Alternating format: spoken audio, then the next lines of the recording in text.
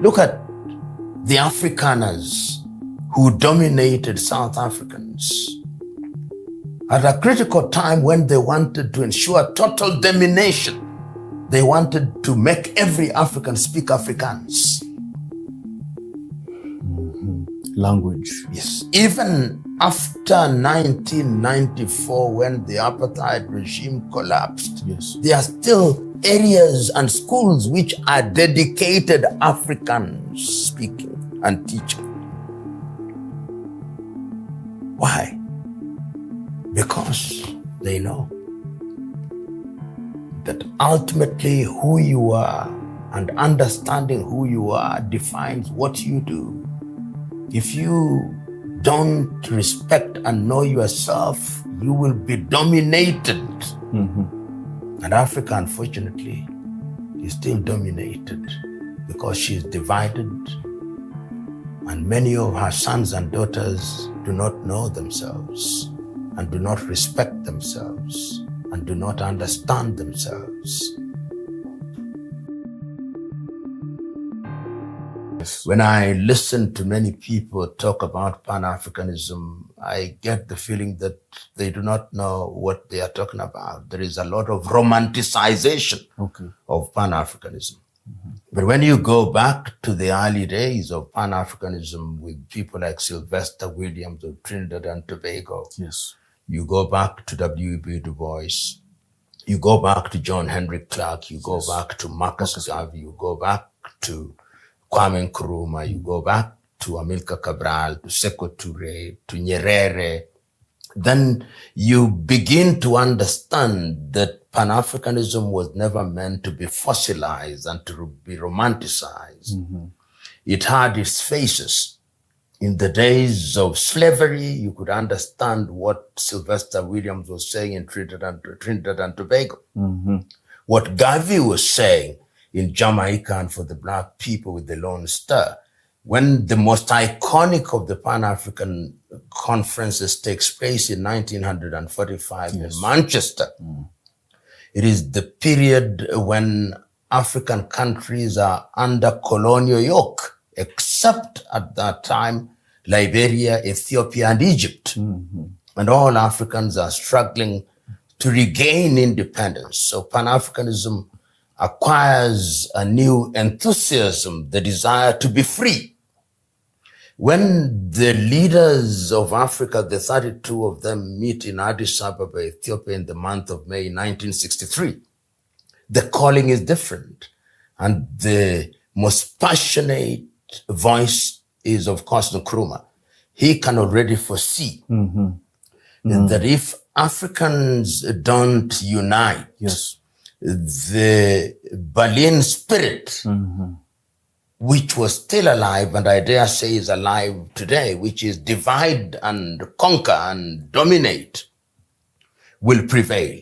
Indeed, much later, not much later, but a few years later, when he talks about neocolonialism, the last stage of imperialism, you can already see him thinking like that in 1963 when he tells Africans, we must unite. Yes. We must have one army. Yes. We must have one currency. We must have one foreign policy. Of course, it doesn't work as well as they thought it would. The Africa is already divided at that time into the Casablanca group the Monrovia and the Monrovia group. So that the OAU is a compromise, a hybrid. Let us have something. Let us not leave empty-handed. So today, when we continue to speak Pan-Africanism, we are talking about the need for total liberation.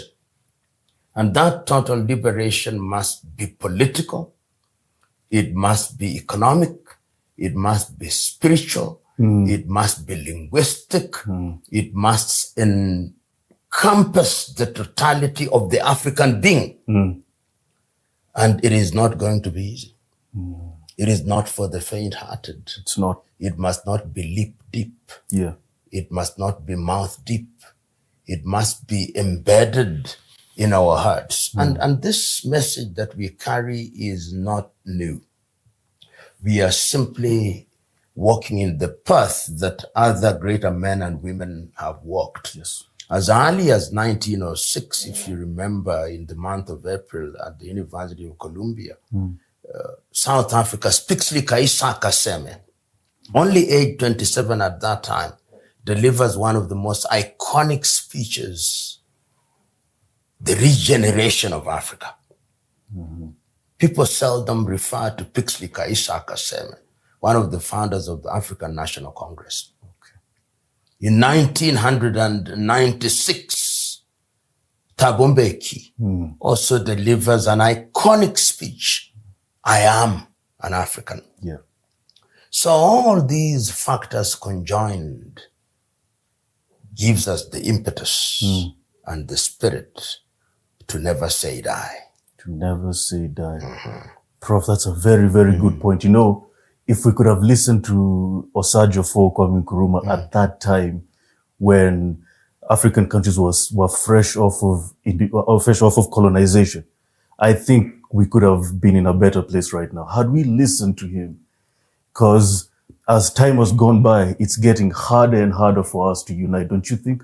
Oh yeah. Yeah. You know, there's a Kiswahili saying, cha mfupi huliwa na mrefu. Yeah. That is, which is meant for the short person is eaten by the tall person. And it's not just talking about height. He's saying, if you are weak, you'll be dominated. The reality of international politics is still the law of the jungle, survival of the fittest and the dying of the least suitable. Africa is weak and divided. We are the only continent on earth, and I've said this times without number, that is still referred to in these derogatory terms, Anglophone, to mean that we speak English. Francophone, French, Lusophone, Portuguese, sometimes even Arabophone, and today, Sinophone. And I hear, therefore, when people like Ngugi wa Thiong'o says, decolonization of the mind, and even the use of Kiswahili as the lingua franca of Africa, I can hear the frustration. Because history is also consistent.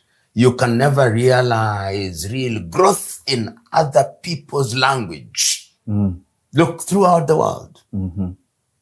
People develop and realize their potential in their language.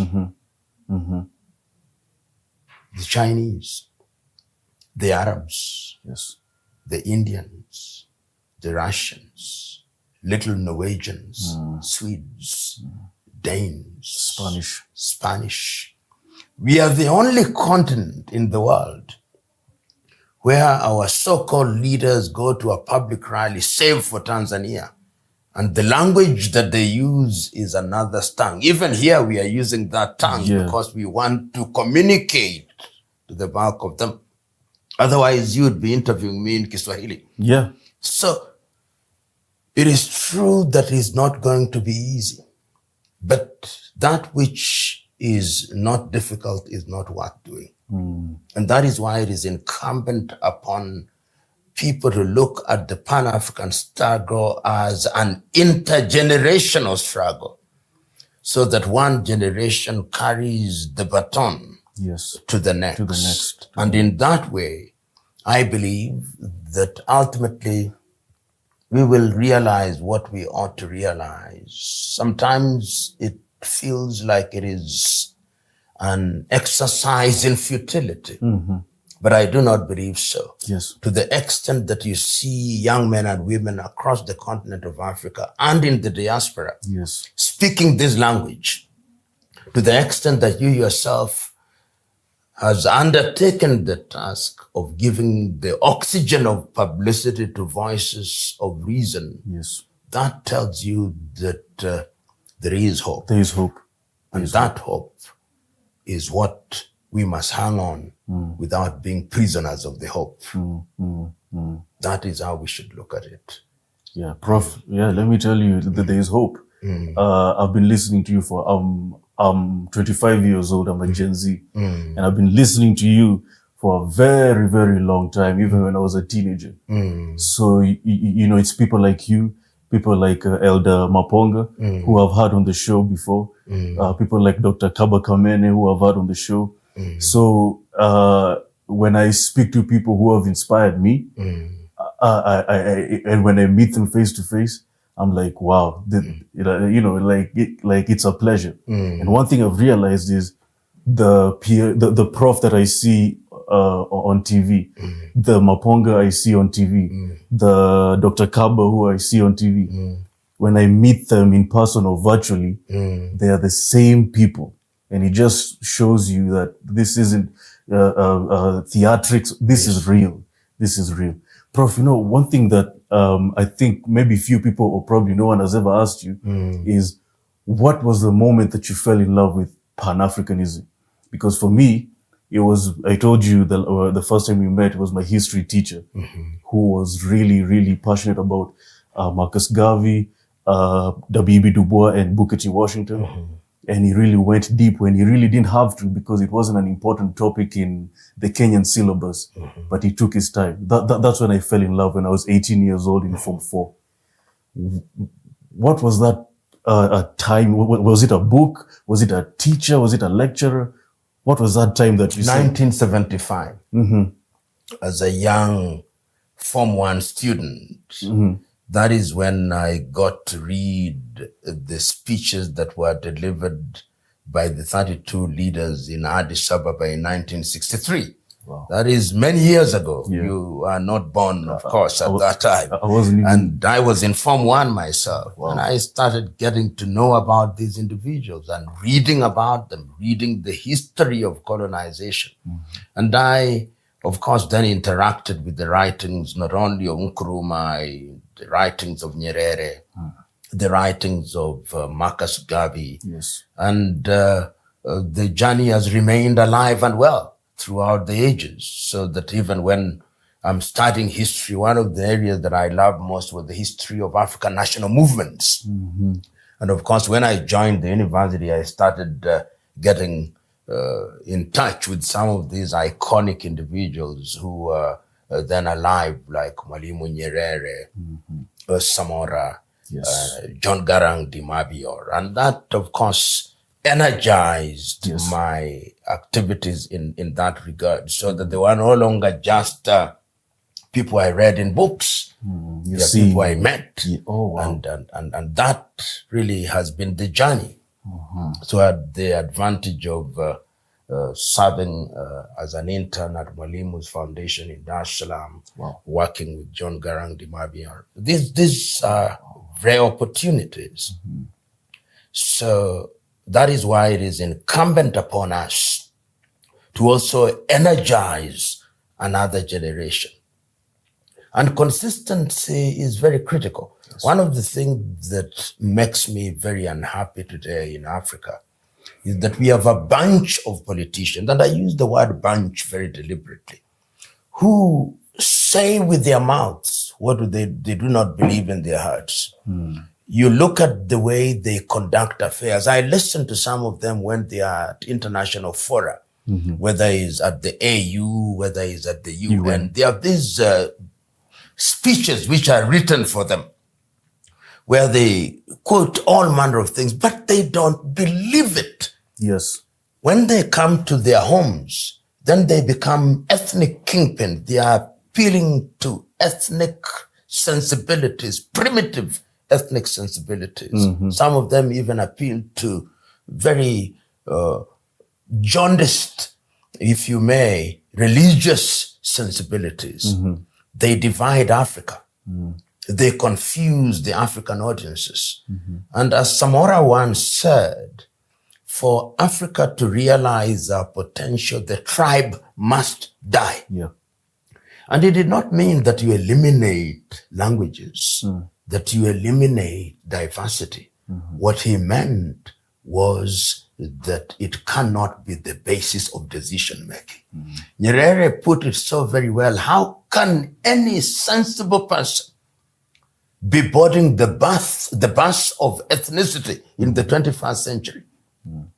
And he said, ethnicity and ethnic identity only remains useful as a basis of cultural celebration. Yes. And linguistic celebration, but for nothing else. But look at Africa today, the Africa that we are talking about. Look at it. Look at the conflicts.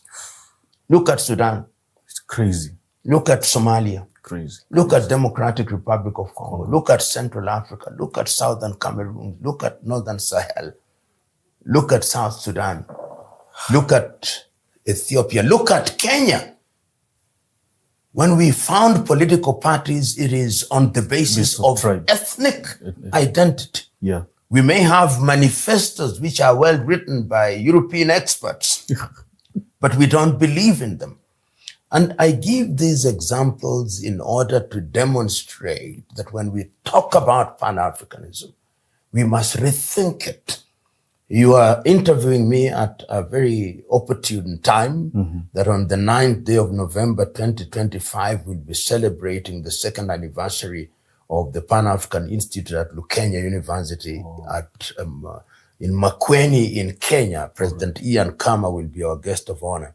The reason why we chose to create the Pan-African Institute, which now has a presence in Somaliland and will have a presence soon in Zambia at Eden University, is to institutionalize what we are saying, so that we just don't talk, but we are doing. Because some of our interlocutors, when they listen to some of us, they say they are just talking, they are doing nothing, but they never take time to ask what it is that is going on behind the scenes.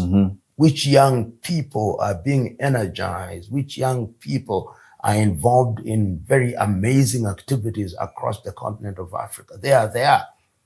But your typical African mainstream media, if there exists any one of them today that is sensible, prefer to tell you which player in Arsenal scored which goal, rather than which great young African founded a serious thing in Senegal. That is the fate of Africa, but as it is today. But we are changing it. We are changing it, and thank God for independent platforms like us, like Alpha House, which are regular in, like so even Lin Gugi. That the good thing about us independent platforms is that we are not regulated. Yes, we can say anything we want. We can show anything we want because. Well, number one, it depends with where your passion lies in. And if your passion lies in Pan-Africanism, and if you have a platform, you should use it very, very, very, very, very wisely. Because mainstream media rarely talks what we talk about. We heavily feature Sudan. We heavily feature activists from Sudan. I mean, I don't see these mainstream media featuring them the way we should. And Sudan is like the worst humanitarian crisis now. You are so right. It's crazy. Social media is neutral. Artificial media is neutral. And I'm using the word neutral to mean that it is open to be used positively or negatively. Africa now has a great opportunity to use this medium that defies geography in a positive way for the benefit of our people, so that ignorance can no longer be the basis of our doing the wrong thing. Because you have people giving the oxygen of publicity to things. The question is, which things? And if we have chosen Pan-Africanism and understood it to mean as the answer to our problems, then that is the message that must be broken down for consumption by all in African villages and African hamlets. And the message must be consistent. And the message must be converted into things that change people's lives. And if we do that and do that consistently and realize that the struggle is intergenerational, then we will know that it is not always that you eat the fruits of the seed that you planted, but your joy lay in either planting it or watering it or pruning it, but you played your part. is like running a relay race. Yes. He or she who starts does not finish. But when it is finished, all are winners. Yes, yes. Prof, you spoke about planting the seed to the next generation. Our education system is not pushing Pan-Africanism the way it should. Probably even, it's not even teaching kids what Pan-Africanism is all about. It depends with the teacher or the lecturer. If that, like for example, my history teacher, and even you talked about how you took the initiative to read speeches of Pan-Africanists from the past. How can we change the curriculum, the African? Because if I was in charge, I would initiate the making of a Pan-African curriculum in our high schools, in our primary, and of course, even in our higher learning. What do you think about that? I can't agree with you more. Yeah. We inherited a system of education that was actually designed to produce an African who would work in neo-colonial institutions. And we have never changed it fundamentally. So that your typical African, whether that African was part of the former French colonies, Portuguese colonies, or Spanish colonies, or the Belgian colonies, or the Italian colonies, or the German colonies, or the apartheid South Africa, or the British colonies, we are in many ways imbibing and suckling from the breasts of the colonizer. That is why in a typical former British colony, their joy is to go and study in England. That is their desire. And to the extent that England is associated with the United States of America, you'll hear them saying, I'm a Harvard graduate, I'm a Yale graduate, I'm an Oxford graduate. Yeah. That is their source of joy. But in my view, it is a mark of inferiority complex. The former French would say, I went to Lusophone. The former Portuguese will say, I went to Lisbon. The others will say, I went to Brussels. And you may have gone there. You are an engineer. But when you come back home, it is Chinese diploma holders who are building your roads. So what is the value of your education? So I must agree with you. And in 1933, an African American who was an educator looked at the type of education that was being offered to African Americans, then called Negroes, Carter G. Woodson, and he wrote a book called Miseducation of the Negro. Negro, yes. We are thoroughly miseducated. Wow. And that miseducation is part of the problem that we have in most of Africa. If you look at many African middle class today, their struggle is to take their children to British schools, international schools, because they don't even have faith in the education system that were created by African governments. So if I'm to borrow this from Malcolm X, yes, we are still truly divided into the house Negro and to the field Negro. Yes. And because of the nature of our education, most of us are house Negroes. We want to do what the master says, what will please the master. Yes. We are laboring under inferiority complex. Yeah. And the time is for us, if you may, using the Malcolmian analogy, to be field Negroes, so that we are liberating our minds. And education is at the very heart of it. If you don't educate yourself well, because the mind is the standard of the man or the woman. If the mind has been coached in a particular way and has been prepared in a particular way, you can predict the results that will come out of it. And history is consistent. And nature is consistent. Garbage in, garbage out. Garbage out. But you look at some of the individuals who are running our education sectors. In many African countries, when lecturers are on strike, nobody cares. When teachers are on strike, nobody cares. Because education is not given its pride of place. Curriculum change and what kind of curriculum is critical. Whether it is in the sciences or in the arts, and you asked a very specific question, should we make Pan-African studies mandatory? Yes, we must make it mandatory. You go to the Arab world. Why do they make Islamic studies mandatory? Because that is what defines Arabism. What defines an African scholar? His or her ability to speak French well. His or her ability to speak Portuguese well. English. His or her ability to speak English well. And today, his or her ability to speak Chinese well.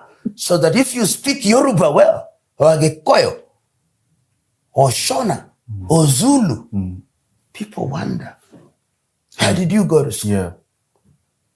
We must, in the nature of things, liberate ourselves from such thoughts. Look at the Afrikaners who dominated South Africans.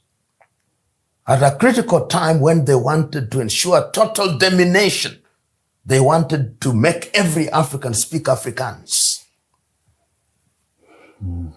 Language. Yes. Even after 1994, when the apartheid regime collapsed, there are still areas and schools which are dedicated African speaking and teaching. Why? Because they know that ultimately who you are and understanding who you are defines what you do. If you don't respect and know yourself, you will be dominated. And Africa, unfortunately, is still dominated because she is divided, and many of her sons and daughters do not know themselves and do not respect themselves and do not understand themselves. And the time is now for us to discover who we are. To appreciate who we are. That is why, you see, they succeeded in persuading our women that our color is not right. That the skin lightening industry of young African women and sometimes men running away from our dark color through skin lightening. That is why they persuaded our women that our kinky hair is not good. We go and buy human hair made out of hair from ritually shaved women in India. And we call it human hair, as if our own hair was not human. It's a multi-billion-dollar industry. We are always running away from ourselves. Why? Because we were created to hate ourselves. The time is now. The time is now. To change and appreciate who we are. And if we do so, even our Creator will begin to deal with us differently. And you'll begin to see things changing. I was telling somebody not so long ago, what is it that Qatar has that Nigeria does not have? In fact, Nigeria has more, Kenya has more, Ghana has more. But look at little Qatar. Look at their economy and the quality of life of their peoples compared to any African country. worlds apart. If you are to use the GDP per capita, the GDP per capita of Qatar is 115,000 United States dollars. That of the best African country is not more than 5,000, and it's so badly distributed anyway. You go to Qatar, you find Africans. They are Kenyans, they are Nigerians, they are Ugandans, they are the same with Kuwait, the same with Bahrain, the same with Dubai. Young Africans are running away from the continent of Africa. Still the question of why is it that young Africans are running away from the mother continent while others are coming to the mother continent? What do they see that we don't see? It is because we lost faith in who we are. We lost faith in who we are. And the time is now to regain our identity. And when we regain our identity, the world will begin to respect us. I was telling somebody not so long ago, during the UN General Assembly in the year 2025, the President of the United States was insulting everybody and the hall was full. But when Africans are delivering their speeches, even fellow Africans are busy shopping in the streets of New York. Why? Because we are weak. Lack of respect. And we don't respect each other.